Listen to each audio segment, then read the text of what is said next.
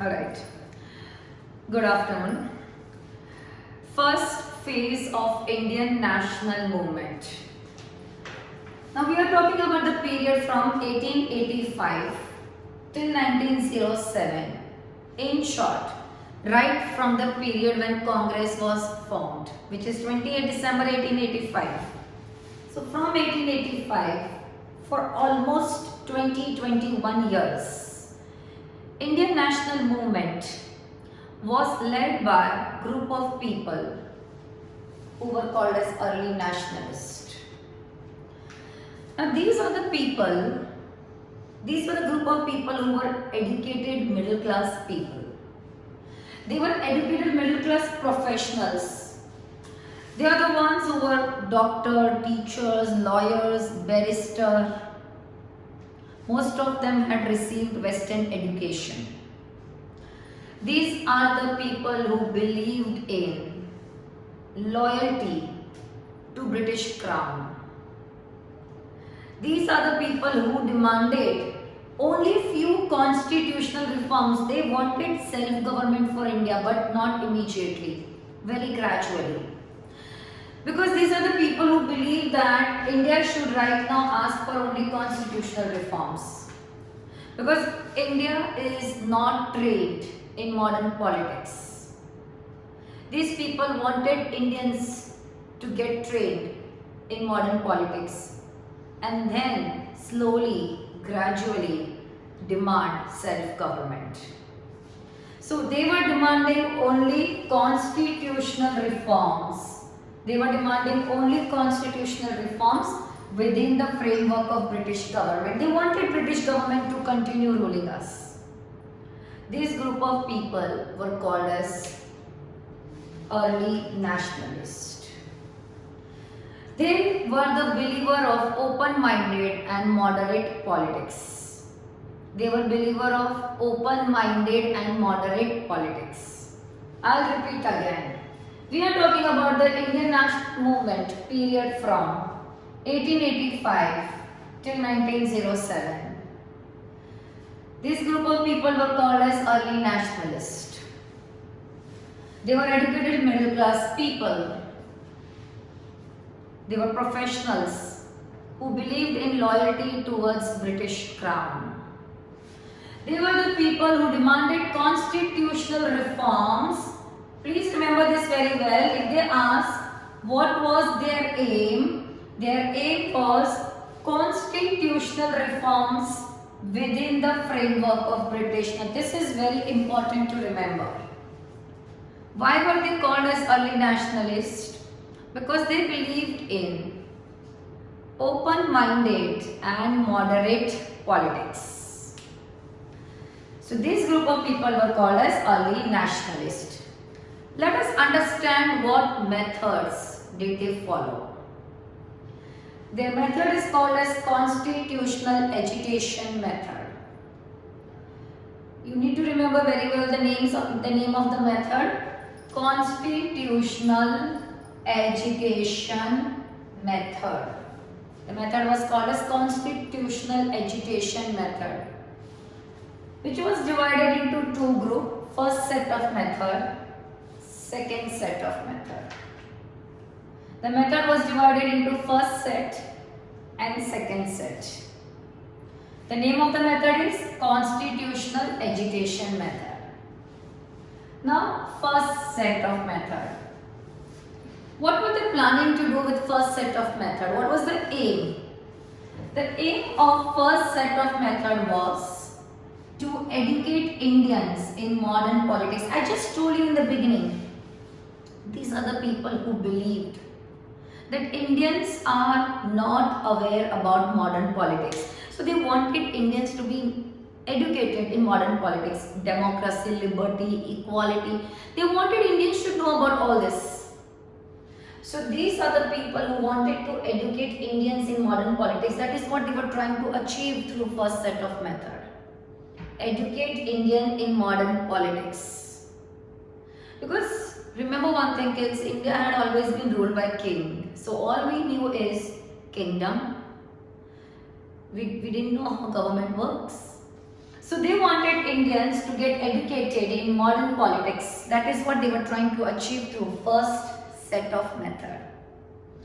They wanted to arouse national political consciousness among Indians. They wanted to create national political consciousness among Indians. They wanted that all Indians should have united public opinion, means all Indians should have common public opinion. They wanted to create that common public opinion feeling in all the Indians. So this was the target to be achieved through first set of method. This was the aim, this was the objective they wanted to achieve through first set of method. Now to achieve the first set of method ka target, the main target as we understood, educate Indian in modern politics. So how did they do it? To achieve this, they started holding meetings. They started conducting meetings. In the meetings, they started giving speeches for the popular demands of Indians.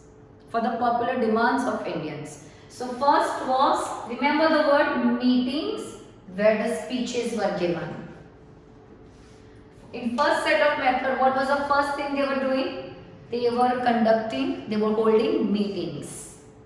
In that meetings, they used to give speeches regarding the popular demand of Indians. Second, they started using press, newspaper. They started using press to criticize wrong British government policies, so that Indians are aware what wrong things are happening with us politically. So they started using press to criticize British government policies. Third, they started sending memorandums and petitions. Memorandum and petition means applications. They started sending memorandums and petition to British government. Now these memorandums, these petitions, they all were very carefully drafted in a proper political language with enough facts, with enough evidences. Now, these memorandums and petitions, as I said, they were sending it to whom? British government. In short, the memorandums and petitions were addressed to British government. But indirectly, they were training Indians how to get your demands, how to put forward your demand through petitions, through memorandums. This is how they were training Indians in politics. So their method is called as constitutional agitation method, divided into first set and second set. Aim of the first set or objective of the first set: to educate Indians in modern politics, to create political consciousness among Indians, to create united public opinion. This aim part is very important to remember. This is often asked in 2-mark question. What was the aim of first set of method? To achieve this, educating Indians in modern politics, they started using 3 things. They started holding meetings where they were giving speeches for popular demands. They started using press to criticize British policies. They started sending memorandums and petitions which were carefully drafted with facts, arguments. Though these petitions and memorandums were addressed to British government, but their aim was to educate Indians.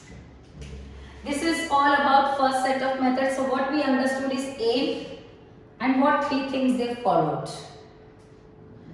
Now the second set of method. You know what?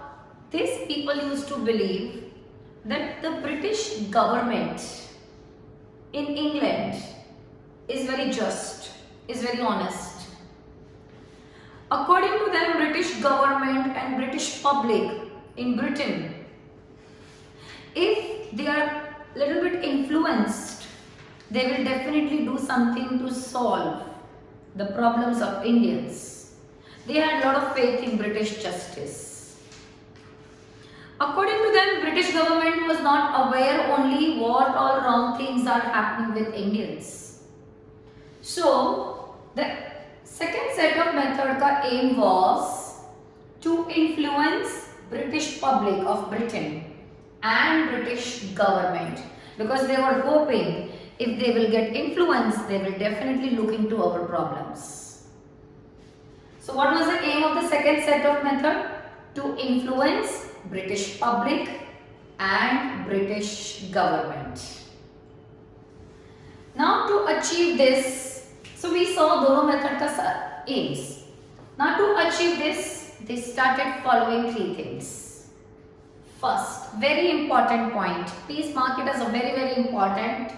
They started using 3 P's: prayer, petition, letter of protest. They started using prayer, petition, letter of protest to British government, asking them to look into the problems of Indians. Second, they set up British Committee of Indian National Congress in London. Congress committee was set up in London. Every week, this is very important, they were publishing a weekly journal called as India. You need to remember the name of this journal very well. Every week, they were publishing a journal called as India, in which they were presenting the true problems of Indians. They started sending deputation, means group, deputation of Indian leader, group of Indian leader. They started sending group of Indian leader to Britain so that they can carry out active propaganda in Britain. Somebody has to go over there and speak on behalf of us. So they started sending these leaders to England who would carry out active propaganda in Britain. In fact, Dadabhai Navroji, he must have spent more than half of his life in England, asking constantly one thing to British: look into the problems of Indians. He was the one who was creating awareness among British government about the true problems of Indians. That is the reason Dadabhai Navroji was called as Grand Old Man of India, and because of this, because he had spent more than half of his life in England, he was also called as unofficial ambassador of India in England.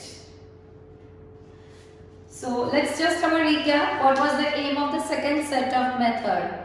To influence British public and British government. What did they do to achieve this target? They started using 3 P's: prayer, petition, protest. Letter of protest was sent to British government, asking British government to look into the problems of Indians. They started establishing British Committee of INC, that is Congress, in England, in London. They were publishing every week one journal called as India. They started sending deputation of Indian leader to Britain who would carry out active propaganda of India in Britain.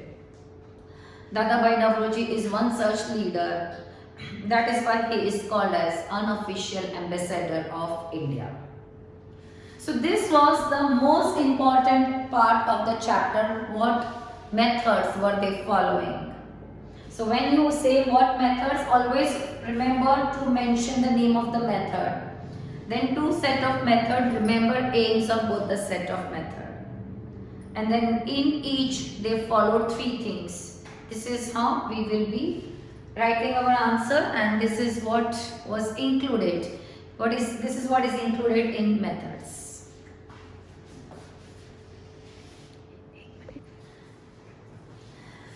So there are 3 important leaders which belong to early nationalist phase: Dadabhai Navroji, Gopal Krishna Gokhale, and Surendranath Banerjee. Let us understand first about Dadabhai Navroji. First thing you need to know is the title given to him. He has been rewarded with the title of Grand Old Man of of India. Grand Old Man of India. Also, he was called as unofficial ambassador of India. That's not a title, but yes, that is what he was called as. Unofficial ambassador of India. We will see that why he was given, why was he so called. The newspaper written by him is Rastagoftar, Speaker of Truth. The famous magazine written by him, Dharma Margadarshak. Now, he has written two famous books. He was an economist. He wrote very famous two books, Drain Theory and Poverty and Un-British Rule in India. Now, in this both the books, he has explained economic ills of British rule in India. He has explained how British is exploiting economy of India. So quickly, the title, Grand Old Man of India, newspaper, Rastagoftar, magazine, Dharma Margadarshak, books, Poverty and Un-British Rule in India and Drain Theory. Now, I just told you some time back, he was called as unofficial ambassador of India in London, in England. Why? So when he was in England, he established two organizations over there. Please kids, remember the name of these two organizations very well. The first organization was East India Association and the second organization was London India Society. East India Association and London India Society. Now through East India Association, what he was doing is, he was presenting the true grievances, true state of Indians to British government. He was doing the same thing through both the organization. He wanted to present the true state of affairs of Indians, the true conditions of Indians, the exploitation of Indians, the problems, the grievances of Indians to British government, to British Parliament. And that is what he was doing through both the organizations. And both the organizations were established in London. London India Society was established by him but not alone. It was established by him in collaboration with W.C. Banerjee. But both of them were in London. But yes, East India Association had branches. It had branches in Kolkata, Mumbai and Chennai. But because of this, British government got to know what are the grievances of India. He would not only present the grievances of Indians, he would also suggest remedies for those. In fact, he was the first Indian, this is something you need to know very well. He was the first Indian to get elected in British House of Commons. Through his relentless effort, he convinced British government to pass a resolution of conducting ICS examinations simultaneously, once in India and once in England. Otherwise, these exams were always held in England, because of which many deserving Indians, they were not able to go and give these exams. It is because of his effort that British government passed a resolution of conducting these examinations simultaneously in India and in England. So these are all the work he has done in England. That is why he is called as unofficial ambassador of India in England. So when they ask why is he called as an official ambassador, you need to know, you need to mention the two organizations. What was he doing through these two organizations? He was the first Indian to become member of British House of Commons, and how because of his effort, British House of Commons passed a resolution of conducting ICS examinations simultaneously in India and England. These all things you will mention if the question comes. Why is he called as unofficial ambassador of India? Also, he has played very important role in Congress. He became president of Congress thrice. And under his presidency, 4 important resolutions were passed. You need to know these 4 resolutions very well. Many times it comes for MCQ. First, Swadeshi. Second, boycott. Third, Swaraj or self-government. Fourth, national education. Under his presidency, 3 important resolutions were passed. 4 important resolutions were passed. I repeat again, 4 important resolutions. President he became thrice and resolutions were 4. Now, Dadabhai Naoroji was also famous as an economist, and as I said, he explained how economy of India is suffering because of British through these 2 famous books. So this is all you need to know about Dadabhai Naoroji. Second, we have Gopal Krishna Gokhale. He was rewarded with the title of CIE, Companion of Indian Empire. In fact, he criticized British government for a lot of things. He criticized British government for spending so much of money on army. British was incurring huge expenditure on army. He also criticized British for adopting the policy of racial discrimination. He criticized British that why Britishers are being racist while giving jobs to Indians. Indians were not given high post at that time because British were racist. He was the one who criticized British government for being racist, for not giving jobs to Indians at high post. He also criticized British for imposing tax on cotton. So he criticized British for 3 things you need to know. Spending so much of expenditure on army. Second, being racist while not giving jobs at high post to Indians. And third, for imposing production tax on cotton. He became member of Imperial Legislative Council. When he was a member of Imperial Legislative Council, he requested the council to reduce salt duty. He also requested to abolish excise duty on cotton. He was the one who constantly worked, and because of his effort, British government passed a law where they decided to reduce toll tax. He wanted that primary education should be made compulsory for Indians. He requested British to pass a bill in which it should be compulsory for Indians to receive primary education. He requested British to reduce land revenue.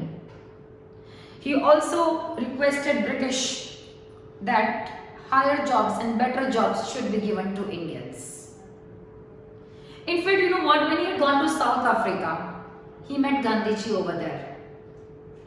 He was very impressed with the way Gandhiji had been fighting against racial discrimination in South Africa. It is Gopal Krishna Gokhale who convinced Gandhiji to come to India and join National Movement of India. That is why he is called as political mentor of Gandhiji. That is why he is called as political mentor of Gandhiji. So the credit of bringing Gandhiji to India and make Gandhiji join National Movement of India goes to Gopal Krishna Gokhale. He established a very famous organization. Kids, you need to know the name of this organization very well. Servant of India Society. This question has been frequently asked in boards.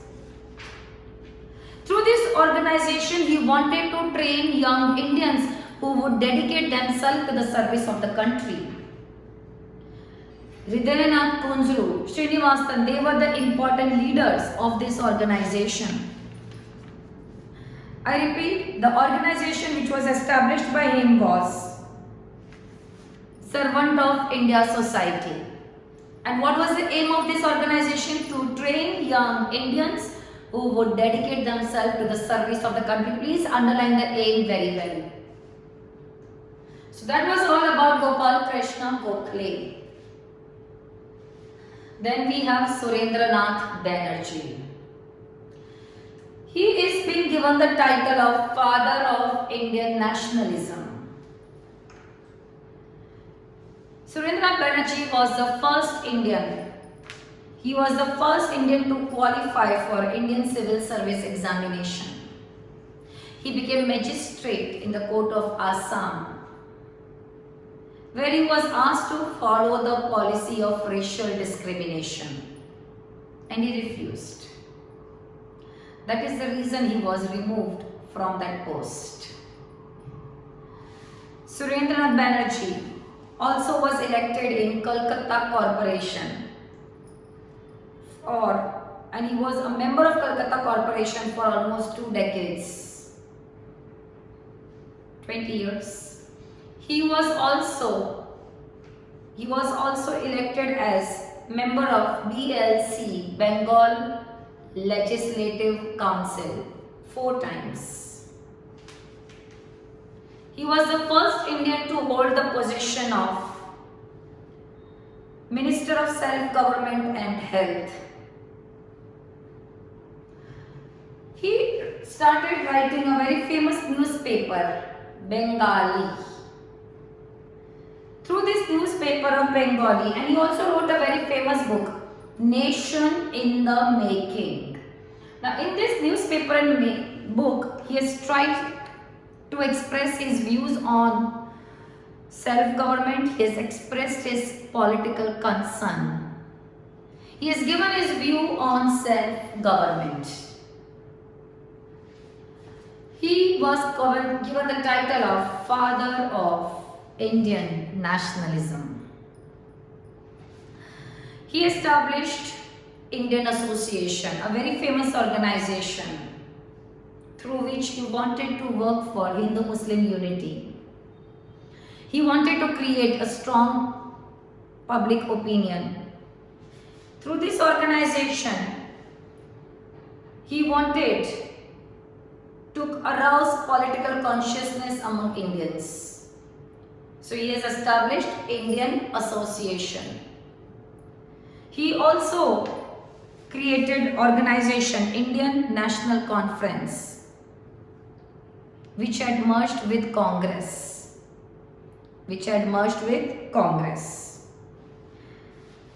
Because both the organizations were working for the same purpose, that is for the welfare of the Indians.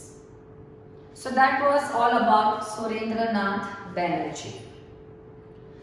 Quick recap of all 3.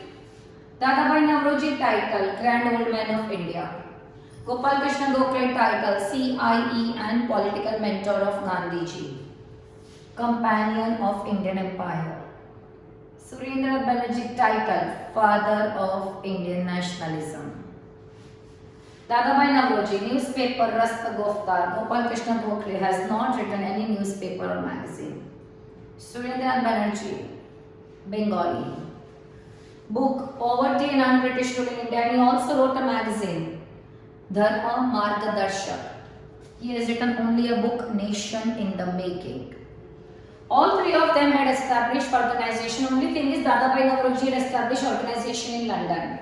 London India Society in collaboration with W.C. Banerjee, and the other organization was East India Association. Through both that organization, he was just doing one thing, presenting grievances of Indians to British government. Gopal Krishna Gokhale, he established Servant of India Society, through which He wanted to train young Indians who would dedicate themselves to the service of the country. Then we have Surendranath Banerjee. He established the organization Indian Association, which worked for creating strong public opinion, to create political consciousness among Indians, and also he convened Indian National Conference, which had merged with Congress. Dadabhai Naoroji, he was the first Indian to become member of British House of Commons, and it's his effort that convinced British House of Commons to pass a resolution of conducting ICS examinations simultaneously, once in India, once in England. Also, don't forget, he became President of Congress thrice, and 4 resolutions were passed under his presidency: Swadeshi, boycott, national education, Swaraj or self-government. Gopal Krishna Gokhale is called as political mentor of Gandhiji because the credit of bringing Gandhiji to India goes to him. Also, he was a member of Imperial Legislative Council. In that, he worked for a lot of causes in favor of India. Means he wanted things to get done in favor of India. For example, reducing toll tax, or asking for better jobs for Indians, or reducing the land revenue. Gopal Krishna Gokhale, mainly you have to remember, also you have to remember, he criticized British government for 3 things: incurring huge expenditure on army, second, imposing excise duty on cotton, and third, being racist while not giving high jobs to Indians. Surendranath Banerjee, you need to know also that he is the one who had convened Indian National Conference, and that had later on merged with Congress. So this is all you need to know about the 3 leaders belonging to this phase: Dadabhai Naoroji, Gokhale, and Surendranath Banerjee. Thank you so much.